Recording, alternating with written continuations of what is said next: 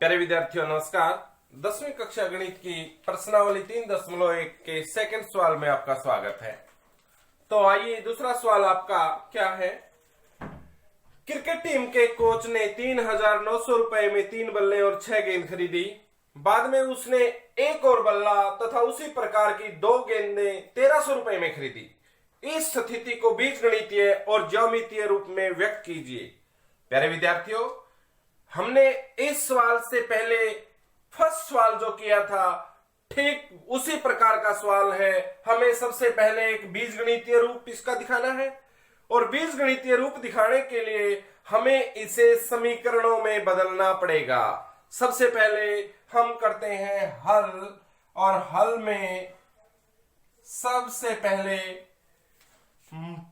बल्ले और गेंद की कीमत हमें मालूम करनी पड़ेगी। मान लो एक बल्ले का मूल्य मानना पड़ेगा और एक गेंद का। तो कैसे? मान लो एक बल्ले का मूल्य बराबर है x रुपए। ठीक उसी प्रकार मान लो एक गेंद का मूल्य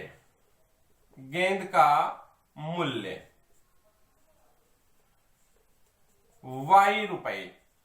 तो प्यारे विद्यार्थियों, हमने एक बल्ले का मूल्य मान लिया और एक गेंद का मूल्य मान लिया। तो पहली शर्त क्या कहती है? फर्स्ट कंडीशन के अनुसार या प्रथम प्रश्नानुसार 3 बल्ले और 6 गेंद। तो हमें पता है एक बल्ले का मूल्य x है, तो 3 बल्लों का मूल्य क्या हुआ? 3x। और 6 गेंदों का मूल्य क्या हुआ? एक गेंद का मूल्य y है, तो 6 गेंदों का मूल्य हुआ प्यारे विद्यार्थियों 6y। और यदि हम 3 बल्लों के मूल्य को और 6 गेंदों के मूल्य को जोड़ दें, प्लस कर दें, तो हमारे कितने रुपए लगे? 3900 रुपए लगे। क्योंकि बताया गया है कि 3 बल्ले और 6 गेंद उसने 3,900 रुपए में खरीदी।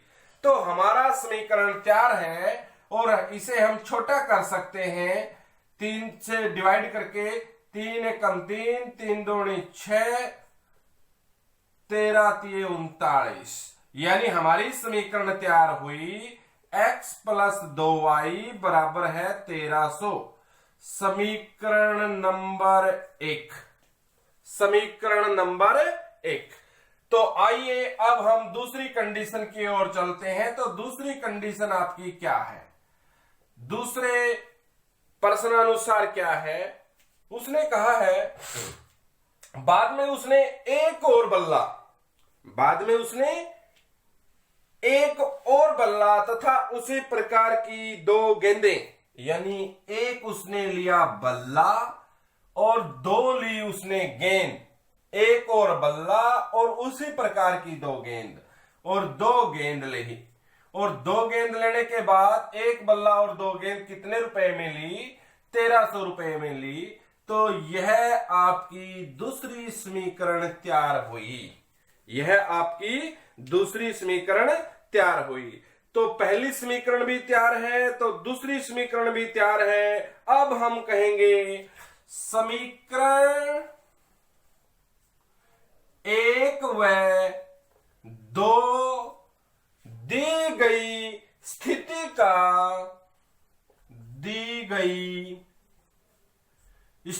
का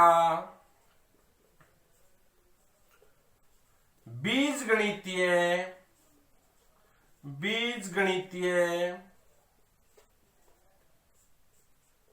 रूप है।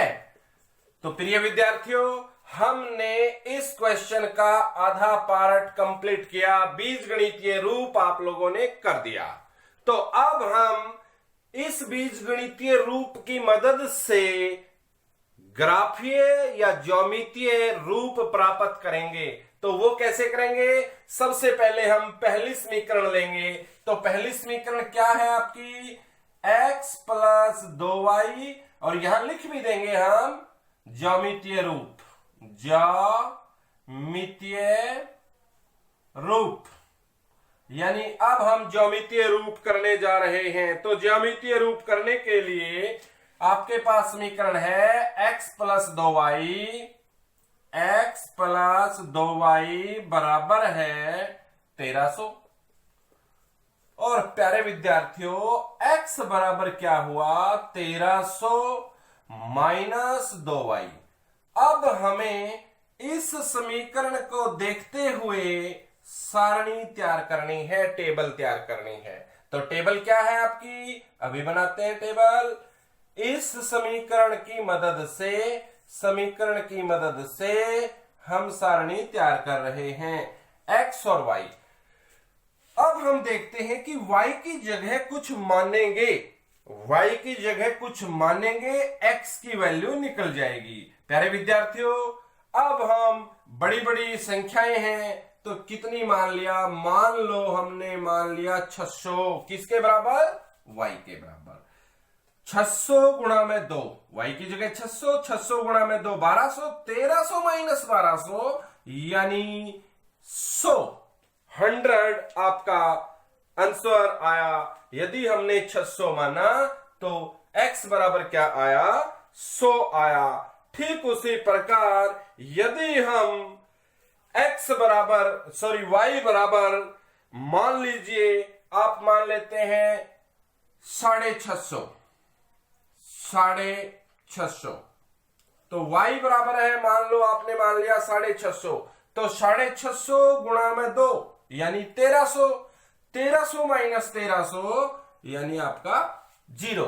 तो हमने इस समीकरण की मदद से निर्देशांक पता किए और यह आपकी सारणी तैयार हुई।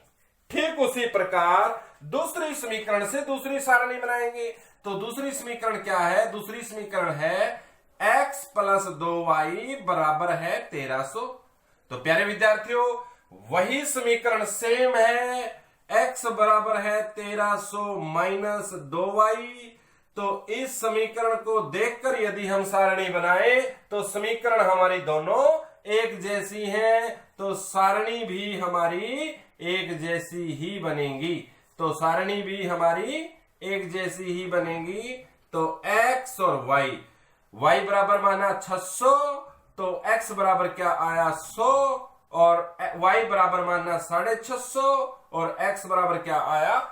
0। तो दोनों समीकरण एक जैसी हैं, दोनों सारणी एक जैसी बनेगी। और ठीक उसी प्रकार जो ग्राफ बनेगा, ग्राफ भी संपाती बनेगा, कोइंसिडेंट बनेगा, दोनों की एक लाइन आएगी, एक रेखा आएगी। तो जैसा कि हमें जो फर्स्ट लेक्चर था, इंट्रोडक्शन में हमने इस चैप्टर की ये सारी बातें क्लियर की थी। तो आइए अब हम इन टेबल की मदद से ग्राफ बनाने की कोशिश करते हैं। तो सबसे पहले y बराबर है 600। तो देखिए y बराबर 600 कहां है? y बराबर 600 आपका ये बिंदु है, ये बिंदु y बराबर 600। x बराबर 100, तो x बराबर 100 आपका ये बिंदु है। तो अब हम इसे इस प्रकार ऊपर ले जाएंगे, बिल्कुल इस तरह सीधा, और इधर से हम 600 को इधर ले आएंगे, और जहां पर ये आकर के काटेगा वह बिंदु आपका 100,600 होगा, 100,600 होगा। तो इस प्रकार आपका एक बिंदु तैयार हुआ। प्यारे विद्यार्थियों, ये मैं सिर्फ व्हाइट बोर्ड पर रफ आइडिया दे रहा हूं, आप लोगों को ये सारा ग्राफ का काम ग्राफ पेपर पर करना है और पेंसिल से करना है। स्केल के द्वारा बिल्कुल सीधी लाइनें करनी है, क्योंकि ग्राफ पेपर पे बाकी तो सारा सीधा बना हुआ है, लेकिन जो ये हम ग्राफ पेपर पे रेखा बनाएंगे तो ये रेखा भी आपको उसकी मदद से करनी है। तो नेक्स्ट हमारा है y बराबर है 650। तो y बराबर 650 आपका ये बिंदु है, y बराबर 600 ये बिंदु है, और x बराबर आपका 0, तो x0 सब जगह है, इसका मतलब ये 650 वाली जगह ही हमारा क्या है, बिंदु 0,650 है, 0,650 है। तो अब हम इन दोनों बिंदुओं को मिलाएंगे और हमारी रेखा तैयार हो जाएगी। लेकिन आपको यहां थोड़ा सा ये समझाने की जरूरत है कि मैंने 50, 100, 150 ये क्यों लिखे, क्या माना, क्योंकि हमारे पास सारणी देखकर ही हमें ग्राफ पेपर पर यह लेना है। यदि हमारे आंकड़े बड़े हैं तो हम क्या करेंगे, जैसे हमारे पास छोटे छोटे चार टुकड़े हैं, पांचवा टुकड़ा बड़ा है यानी 5 है, तो हमने क्या किया, हमने कर दिया, मान लो एक खाना बराबर है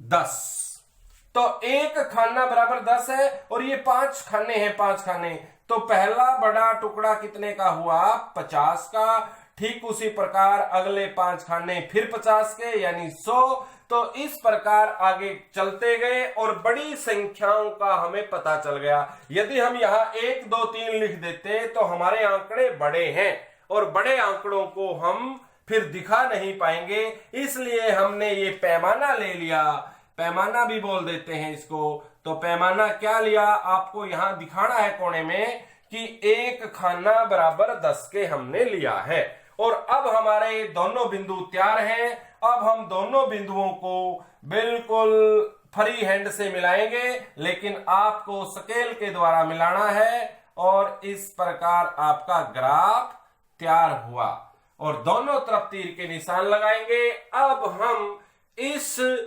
रेखा पर जिस समीकरण से ये बिंदु आए हैं उस समीकरण का नाम लिखेंगे और वो समीकरण है x + 2y बराबर है 1300। तो इस समीकरण से ये बिंदु और ये रेखा आई है। ठीक उसी प्रकार अगली समीकरण से अगली सारणी बनी और अगली सारणी से अगली रेखा बनेगी। लेकिन प्यारे विद्यार्थियों, इस सवाल में बिल्कुल वही निर्देशांक है, दोबारा फिर यही 100 और 600 है और दोबारा वही 0 और 650 है, तो दोबारा फिर यही लाइन प्राप्त हुई और हम इस साइड इस तरफ भी लिख देंगे, क्या वही, क्योंकि हमारी समीकरण भी वही है, x + 2y बराबर है 1300। तो यह इस दिए गए सवाल का ज्यामितीय या ग्राफीय रूप है। इस प्रकार हमने इस सवाल को कंप्लीट किया। मुझे पूर्ण विश्वास है कि आप लोगों ने साथ ही साथ इसको अच्छे से समझा होगा और आप अपनी प्रैक्टिस करोगे तो और अच्छे से समझ में आ जाएगा। आज के इस लेक्चर में इतना ही। धन्यवाद। जय हिंद।